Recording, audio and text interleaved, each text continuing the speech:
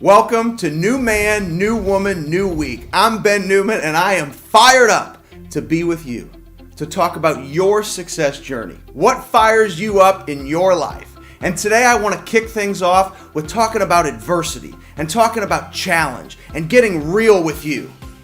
I'm not going to just be here to talk about my biography today or successful things that have happened. Whenever I have the opportunity to go give a keynote, I always say that those biographies aren't fair because they want to highlight the great stuff. See, I believe it's the challenges, it's the adversity that really gives us the ability to grow. And that the real measure of success will be your ability to get back up one more time than you've been knocked down in your life. It's the challenge that grows you. It's recognizing that obstacles create your opportunity. And it's tough for me to talk about this stuff sometimes because I'm an emotional guy. I'll cry when I watch extreme home makeovers. So for me, it's just getting real. It's getting emotional and recognizing the adversity can grow you and there may be opportunity there. And I know you've heard it so many times. You get knocked down, get back up. You've got knocked down, you get back up. You get knocked down, you get back up. Today we're going to share a tool that's going to show you how you can be inspired and be empowered to get up off that mat of life when you've been knocked down. We're not just going to talk about it, we're going to show you a proven tool. And I figured the best way I could do that would be to find a story that would be impactful for you in your life. So I want to take you to 1983, St. Louis, Missouri. We're going to talk about a mother and a teacher and her journal. Now, this teacher, this mom, she was one of those teachers like you've had. You always remember them. Big, bright brown eyes, big, pearly white smile, long brown hair, and when she walked into a room, she just lit it up with energy. She was incredible. Her students loved her. Her children loved her.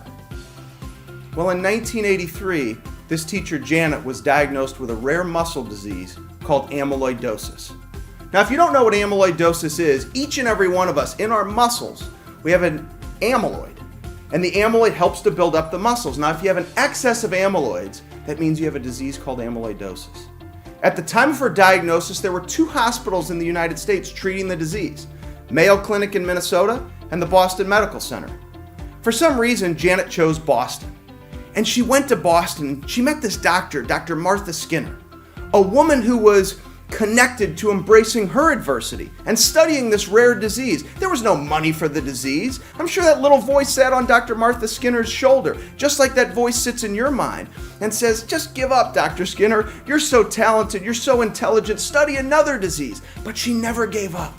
She wanted to fight. She wanted to serve her patients. And she was with this single mom, Janet, in Boston. And she proceeded to tell Janet, you're only the second woman under 40 years old that I've ever seen or heard of having this disease. You have 2 to 4 years to live. I think we would all agree we're now talking about the rarest of the rare. So how does somebody respond to that type of adversity?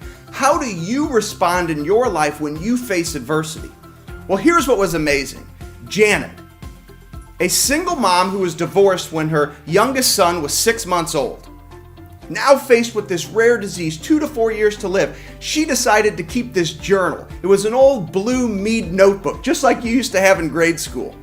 And she used that as a tool to unleash her positive mental attitude onto the world. She would write about her nurses. She would write about her doctors. She'd write about the foods they liked to eat. She'd write about the things she enjoyed doing. And here's what was interesting about how she chose to embrace her adversity.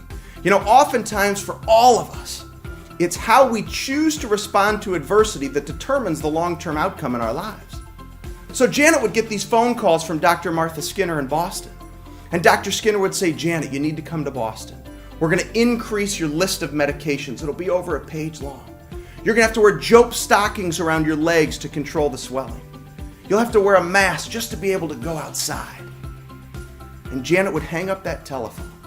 And what Janet would instantly do, which was amazing, is Janet would choose to reframe that adversity. She'd hang up the phone, she'd pick the phone back up, and Janet would contact her boyfriend Alan, and she'd say, we're going on a family trip, and we're taking the boys. The boys like Chinese food, we're going to Chinatown in Boston. The boys like bowling, we're going bowling. She looked at that as an opportunity. Can you do the same in your life when you face challenge, when you face obstacles, when you face the opportunity when you're knocked down.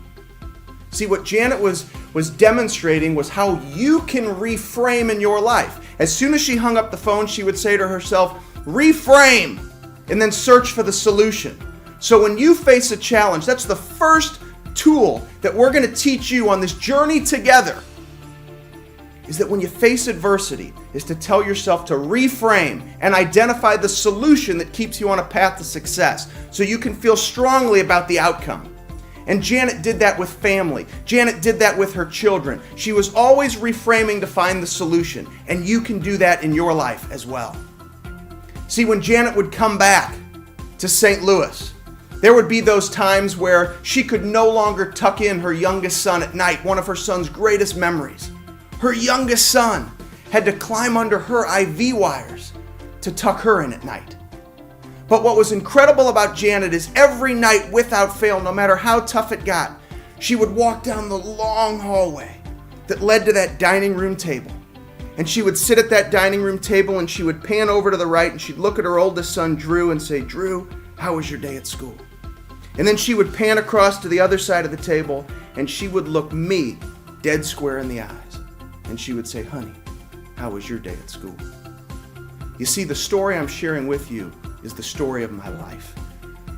And what I learned from my mom because of how she fought amyloidosis is that we in our lives can choose to embrace adversity and recognize the opportunities that it brings us to grow rather than just looking at the challenge. You know, I used to say that my mother lost her fight with amyloidosis on November 2nd, 1986. But really what happened at that point in time is she took that pen of her journal that she was writing with and she passed it on to my brother and I to carry on those inspirational words that she once wrote. Beat the statistics, beat the odds, live with the disease that is chronic and fatal. Believe in yourself, combat anything, purpose in life. Imagine if you reframed adversity in your life. You use that mental tool to reframe, to combat anything, to believe in yourself. Would you be able to overcome adversity? Would you be able to stick to the solutions in your life to drive success, to drive your legacy? Because the greatest life lesson I've ever learned from anybody, I learned from my mom. It's not how long you live, it's how you choose to live your life. You have no idea how fired up I am to be with you each and every single Monday to bring you new man, new woman, new week. Go do great things.